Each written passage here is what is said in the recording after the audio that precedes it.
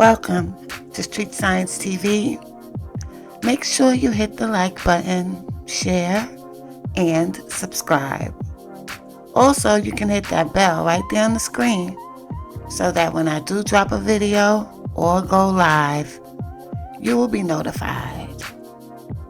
Well, guys, hell is freezing over, okay? This Diddy case is just unraveling more and more every day. Now they're saying that someone who was working with Diddy, with their artist, or rather a peer, someone that knew, well, his godfather was Frank Lucas, and he once worked with Diddy's dad, Melvin Combs, which they used to call him, I heard, Superfly. But anyway, they got on, TMZ got some footage of this young man. I forgot his name, y'all. Apparently, he was subpoenaed and picked up at his house by Homeland Security to come in today and testify in front of the grand jury. Not only that, he says he has the original copy of Kim Porter's book that is unedited with all the names in it and everything. He said that the book that was released was provided by him. He just didn't want to be the author. But now he's ready to release the original book, and his lawyer is right now advocating for him and going through all the legalities as to what he can release in that, what can be done to release the book. And also, he has some type of footage or something, video footage, pictures, paraphernalia, something that this young man has that they are asking for, and they are looking to find out if they can release it.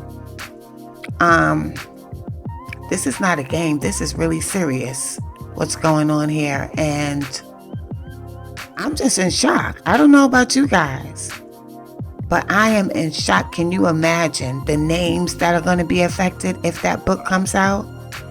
Now, mind you, he doesn't look very nervous about what he's about to do, but his lawyer looks very nervous. She was tripping over her words, and I can understand why she would be a little concerned, because she is going after the DEVIL right now. To me, this battle is good versus evil. Good versus evil. And I'm just watching. I'm in total shock at what is being revealed to the public. Now, I know they're not going to reveal but so much at one time, but if they do reveal it, it's going to be in pieces. It's going to be sporadic. So I'm just sitting here watching with my popcorn, but I am in shock. I am in shock. Like, this really looks like it's going to happen. They are in negotiations also with Amazon to republish the book, guys, with no edits. All those X's we saw and, all the names that weren't provided in that book will be provided, they said. So, I don't know about y'all, but I am looking forward to that. Here's what the witness and his lawyer had to say when TMZ caught them outside of the courthouse. To discuss that now, what we will be able to talk to in terms of what was available and what was on those flash drives. Okay. But it was the book, so it is Kim Porter's book, but not necessarily some of the stuff with the celebs that were mentioned besides. It's hers. Nobody touched it. Oh, so it is her official book. Yes. Nobody. And no one touched it? Nobody altered it, nothing.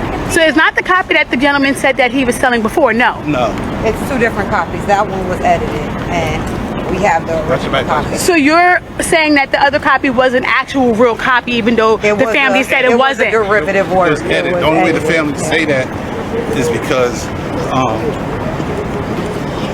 I forgot his name, Albie Short. Yeah. Yeah. And besides that, how they know? A lot of stuff their mother did, they didn't know. And I'd like to say apologize to the mother and the family. No, we're trying to just go to discuss that now, what we will be able to talk to in terms of what was available and what was on those flash drives. Okay. And the family for the picture being on front of it. Right. You understand? I didn't put it there. Right. So, they got to worry about bigger things Right. than what her diary was. You understand? Right. They should have started worrying when he was beating her. Right. When you start worrying about your mother after the fact. Right. So, the book, do you think it'll ever be open to the public or after this or? That'll be the next thing. I've been contracted to go to Amazon and work out whatever legalities that may have existed prior so that we can republish the book. Wow, so the public will get to see her actual words and thoughts. So very soon, the actual unedited version. We'll be putting that out soon. So I'm wondering, do you own the rights, I guess, or how does that work? I guess the own rights was given to me, right? I'll say possession. And the family. You made a lot of allegations. Contact with you. I did watch your YouTube interview. I saw as of 2 weeks ago they haven't been in contact with you. What about today? Yes. So they have been in contact with you. Is that why you're here today? Yes. Okay. Homeland security. Oh wow. So were you surprised or was that the call that you were kind of waiting for? Surprise. Oh. Do you feel like the interview had had anything to do with it or? Yes. Yeah. How do you know Sean Combs? Generation. Frank Lucas was my godfather and his father, and then we both was in the music business for 30 years together. So you personally know him? Not who personally? Sean Combs. Not personally. But you know of him. He knows of you. Yeah, I used to be in Tupac, Hussein Fatal. He stopped a lot of my music. A lot of other people who didn't care about him. You understand? That's not around today. Right, so Stewart from Def Jam Records. Has been in contact with you. I did watch your YouTube interview, right? Are you expected to eventually turn those things over, or? Well, that's what we're going to head over to do now. So we have a hearing now to determine what we're going to do in terms of what documents we'll have to turn over and what documents we do not. So why were you in court tonight? Just to give testimony to the grand jury.